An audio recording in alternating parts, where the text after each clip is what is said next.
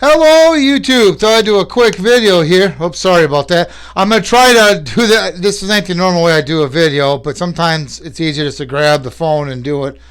So I'm going to try not to be too shaky. I apologize, but bear with me. What we have here is going to be a full repeater. Now, I will be offering the rack to purchase. I'll put a link down below and you can purchase it. This rack is 3D printed. It's got a mic holder on each side, so whether you're right-handed or left-handed, this rack is slotted.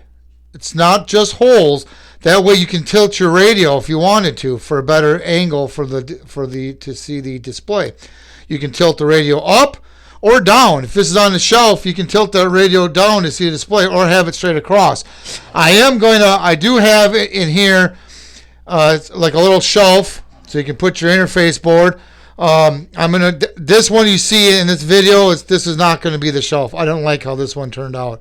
But I'm going to try to make a shelf that's got many holes in it, so whatever interface board you'd use, you can go ahead and hopefully bolt it down to the shelf. Again, you can probably adjust the angle of that shelf the way I have it. So there'll be some type of shelf, and maybe I'll have an option. If you want the shelf, you can select that option, maybe not. But I'll post a link. If you're interested in this repeater rack, I'll post a link in the description below where you can sign up to get notified if and when it becomes available. Now, this rack, I designed it to work with a tyt9000 radio or the Retevis RT97S radio. Now maybe this will work with other mobile radios. I don't know about the spacing. I don't have another radio here, so maybe it'll work with other radios. But I can give you the specs on the spacing if you need to. Maybe I'll put the specs on from center to center. Maybe I'll put that on the web page so you kind of have an idea if it will work with your radio. But I have it designed for this. Now to use the tyt9000 or the rt9000, you need to install the DB9 plug, which I do have available on my website. I'm going to show you right there, and I'll post that link on down below also. But just having that will not make it into a repeater. You need some type of interface board. Now, if you remember, I designed a repeater controller board for these radios. Matter of fact, it's right here. No computer needed. But I may make this repeater controller board better. I may put a built-in repeater ID, and you would use an MP3 file. No computer needed. So that's why this is kind of a part one. Now, we'll kind of see where this goes. But I definitely liked how this rack turned out. I'm going to try to also give you the screws needed when you get this. Like I said, you'll have to get the radios. Now, you're probably wondering, well, why would I design a rack for this radio? Why not just use the other model of radios out there that can be repeaters? Because sometimes these TYT radios or the RT radios go on sale for Black Friday for $100 a radio. That's pretty cheap. So that's kind of why I'm aiming towards this. And like I said, you might be able to use the rack for other radios too.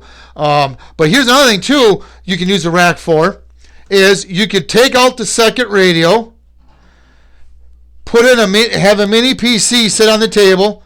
Now we can have this be like a node with one radio. Matter of fact, this 3D printed box is for my interface board. That's for these radios. You would use a computer, and you can get date, time, weather announcements, repeater ID. I'll post that link too. That's for these radios. And then if you purchase interface board, you'll get this 3D printed box along with it. Well, I do have these boxed separately for those who have purchased that board before.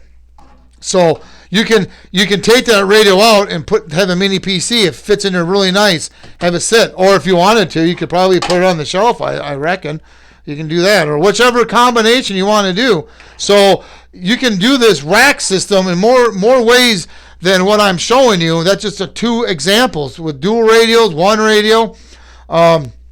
So I'll post a link to the rack. You can sign up and get notified. I'll post a link to my TYT interface board.